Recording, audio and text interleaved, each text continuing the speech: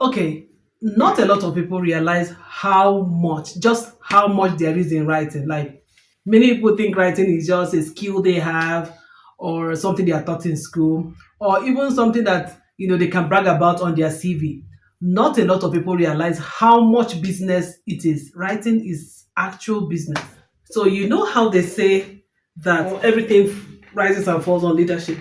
That's how everything rises and falls on writing when it comes to business. So every business needs communication. Every business therefore needs writing to thrive at all, right? Like businesses need websites, businesses need emails, content, billboards, books, newsletters, letters, letter-headed papers, name it, product description, just give me all those words in the comment section. Writing is first communication, and communication is what businesses use to thrive. Businesses need to communicate what they are selling, what they are about, so that ordinary people who need their services can understand it and to patronize them. Even in today's world, with all the AI, nobody will make money just because you are a writer. Writing is serious business, guys. It is. Now, every business, every walk of life, every person needs someone to help them solve the problem of putting their life story together to communicate their business better in a way that will attract people to their story, to their services, to what it is that they are about. Now, it cannot just be a skill of writing. People think of writing as something that they are being taught in school, something they can put on their CV, something that they have the skill of, and they're not thinking of it as business. And that's something I want us to look at. This is a huge opportunity for anyone who can write, who can structure, who can edit, who can research and put words together on behalf of someone else. Now, let's get into it. If you're here for it, then don't go anywhere. My name is Chisomo Tibiaka, and on this channel, I teach how to love what you do and do what you love from the perspective of my work as a writer, editor, and publisher. Don't go anywhere. Please subscribe right now and like this video, and let's get into this video. So many writers, if you're listening to me, are sitting on a commercial asset. This writing you're looking at, it's bigger than what you're thinking. And maybe that's why a lot of people struggle with monetizing it as well. Okay, before then, let's talk about the first misconception. The first misconception you have is to think that writing is a skill and you end it there. And so when you introduce yourself, you say, I'm a writer. And then the conversation goes, maybe if you went for a conference or you met people and they ask you, what do you do? And you say, I'm a writer. The next thing will be, what do you write? And then you have to start discussing, oh, I write poems, I write this, and they say, oh, how much do you charge for this? And then it comes back to number of words, the kind of genres, all of those things. And sometimes it doesn't give you the business. Meanwhile, people are struggling with a problem. And in fact, everybody you meet along the road, in the conference room, anywhere on the street, have a need for what you're carrying. People are not thinking of, oh my gosh, who will write 2,000 beautiful words for me today? I need a writer. No, they are having problems of how do I get more people to buy from me after they have read my social media posts? How do I establish myself as an authority, having worked all this long in this sector? Who can help me put it together? How do I sell more? How do I, start off my page and communicate and create and grow a community? Right? Those are business problems, not just writing as a skill. Oh my gosh. See, and the truth is you can provide services for these businesses without actually being like a perfect or a pro writer in that sense. And it goes to say that a lot of people who are picking money in this industry also are not like your professional writers in that sense. Now, stay with me. I'm going somewhere with this analogy. So, what I'm trying to say is you're not just a writer, you are selling persuasion, authority, credibility, urgency, and more. That's what your writing does for the people who will want to hire you. Those are the problems people are having. How do I persuade people to buy my books? For instance, I'm currently marketing my books now. How do I get more people to buy my book across the world?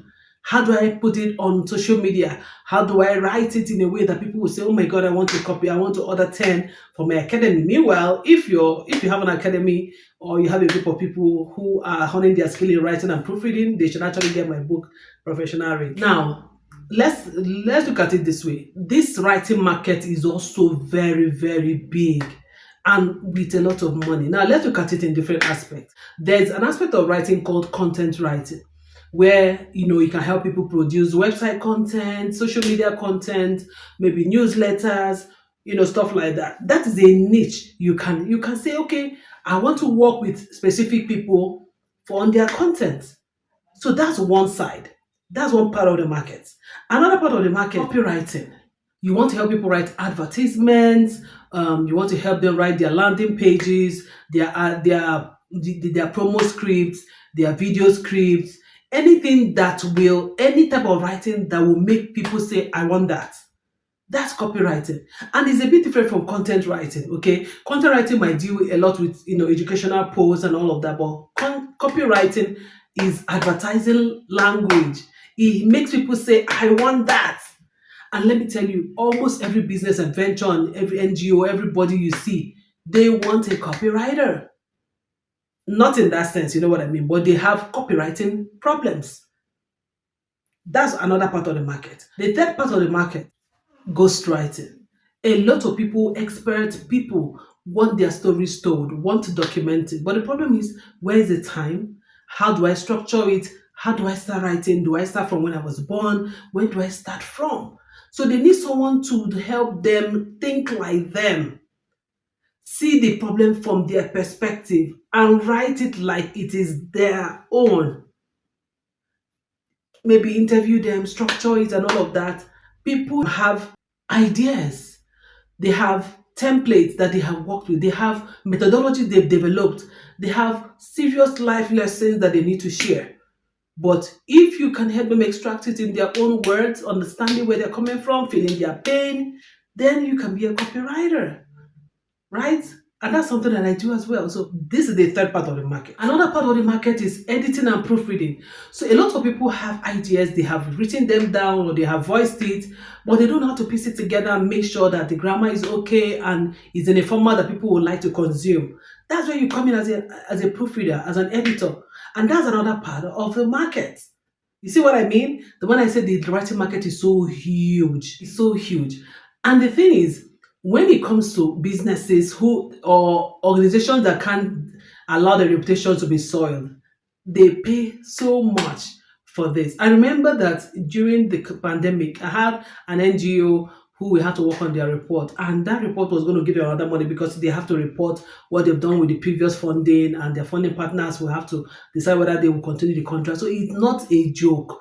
Proposals, making sure their training materials are on point and is not misrepresented is something that they hold so dearly. So editors and proofreaders are in a lot of money. Yeah. Another part of the market is business writing. People who write policies, who write business letters, who write reports, who write proposals, company profiles, name it, right? At the end of the day, they may not need to hire someone in the house. They just need someone who will come in, solve this problem, and go.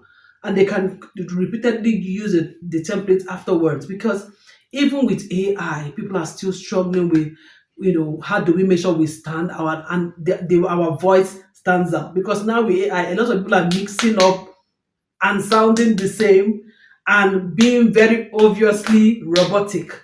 And that's where you come in. Don't think that, oh my God, everybody can write it. It's not true. It is now that the business has really started, if you ask me. There's also another part of the market, the book and editorial market, where you can render services with all proofreading, editing, ghostwriting, all of that gamut up to publishing. So you solve a huge problem for people that can afford it. That's another part of the business. People need these things to be done for them hands off because they don't even have the time, but they have the experience. They have built a lot in the sector. Sometimes it's their educational materials. Somebody needs to do the work of putting them together holistically from start to finish. And that's another part of the market. Now, where the real opportunity is not in "I am a writer." It is in becoming somebody who solves communication problems for a specific kind of people. For instance, you could look at school owners, for instance, and decide that, oh, I want to be able to come in as a consultant for schools to help them document maybe their school reports, or you can look at a sector. You can look at, okay, I help pastors, or people or clergy to put together their messages every week and make it into better format, put it into books or put it out as social media scripts so that their messages will gain more audience. You can decide that you want to choose consultants or coaches, right? So everything they teach, their templates and all that, you help them package their work into, say, online courses or into books or into subscription based content that people will want to consume. You have to identify, who do I want to serve? And that's where the real opportunity is. So that you're not just a writer, you solve communication problems, for a specific kind of people. So you must understand what this opportunity brings. It means you have to be intuitive, you have to be proactive, you have to be persuasive, you have to be able to communicate the problems you're solving. You must be able to research, you must be able to structure, interview, all the whole 9 yards. So you see, it's not just about being a writer. You have to be all of these things as well if you want to cash into this big opportunity with writing. Now, I was also completely wrong, just like you. I used to think back in the days about honing my skill, writing better. Nobody's looking for, beautiful words to be written for them. That is okay. Yeah, the skill of writing is important. But beyond that, you need to understand who your clients want to communicate to. Who do they want to write for? Who do they want to attract?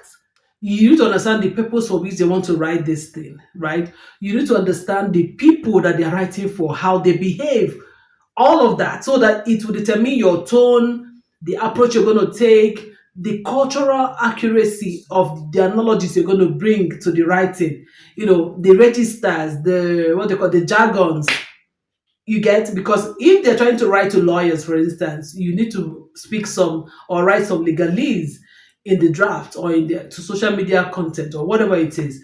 So your client's audience is a part of the market that you need to solve, right? So is I used to think that it's just about, oh, writing well, and then by the time you write, somebody will hire you. You will even think that by the time you showcase your writing on social media, people will give you writing jobs. No. So it's not about I write very beautiful words. It is about I solve problem with what I write for a specific people. Let's take a typical client problem. This client has worked for over 15 years, come up with the methodology, have a lot of results, have a lot of connections, is in and out of different countries every week, have so much problem they solve, have people following them. They have led people, they have made mistakes, they have learned. People quote them, people have made money off of the knowledge that they bring, right? But now they don't have time. They don't even have social media presence because they don't have time. They have book ideas, they are not able to write it. Their LinkedIn is almost non-existent. No content there yet. They have stories for days. Stories that will help people not make the mistakes they've made in life or in business, or stories that will inspire people to action. They have all of this, but yet they don't have the wherewithal to write it down. People like that are not looking for just a writer. They are looking for who will help them put all of these things, organize what is on their minds together, and make it into an asset that people can consume and receive. So if you can help them extract it, interview them to extract it, put it together, write it, edit it, publish it, design it, all of the, and you're no longer just a writer, and that you can sell. That we can sell for a lot of money. You can't sell I am a writer. Nobody will pay you hugely. But if you sell I solve problem for consultant, for CEOs, for leaders who have a lot of ideas, who have a lot of frameworks, results, stories and stuff, and put it into a framework that they can have products out of it in terms of books, online courses, subscription-based masterminds, Now you're talking real money in millions. Because nobody in this industry, see what I've found, that I've been here for 16 years professionally. Nobody pays you just because you can write. Remember all the things I've said. You have to learn brand positioning, you have to learn funnels, you have to learn psychology of sales, you have to learn how to post, content writing, you have to learn persuasion, how to even do the legwork, how to communicate to premium clients that can pay you. There's so much. You have to learn strategy, because if you're just someone who just say, "Oh, if you give me a topic on something you want me to write, and I'll write for you," you know those kind of people. They just make like 5,000 naira, you know, 50 Namibian dollars, because it's just a topic of 1,500 words or 3,000 words. And let's fix this one stuff alone. Many people think that maybe writing is just about, you just write, but it's really about communication. What do you want people to do? It's about communication. And in communication, remember, there are two ways. There has to be a decoder and an encoder. Somebody has to respond. So if your writing is not making people respond, then it's not really doing the job. Some people also think that editing is just about fixing drama. No, it's about making sure that what has been written is coherent, is clear, it flows, is interesting, is accurate, right? So it's bigger than just fixing grammar. Some people think ghostwriting is about that. This one is so funny. So do you know? Some people actually think that ghostwriting is about pretending to be someone else. Not no. It's beyond that. It's understanding somebody's problem, their voice, their story, and helping them solve the problem of communication that they would have had, that will make them not be able to communicate at all, right? Helping them communicate like themselves by identifying their voice, their tone, understanding them. Okay. Now, if I were to start again, like, in fact, let me give you an example with how I started. I will still take that part. If I were to start again today, I will start with editing, because actually that was how I started. Start editing and start with one genre. Like I started with nonfiction. Then I'll start content writing so that I can educate people on what I do, create authority, make people know me, and attract people, who would need that service sometime, or want to learn or get into the trade, into that into my circle, right? And I'll use my social media properly for content writing. Then I will move into strategic writing in a way that will draw people into my business, let them know that we have the expertise, like talk a bit about the people we serve and all of that. The next thing I will do is I'll get into ghostwriting. Yeah, but I'll make sure that all the transitions will happen because my clients are asking for these services. Then I'll get into publishing. I will not start four, three services at the same time, 12 services at the same time. No, I will pick one. So going back to how we started, the first thing to do is, first of all, look at the skill you have. Where is my strong point?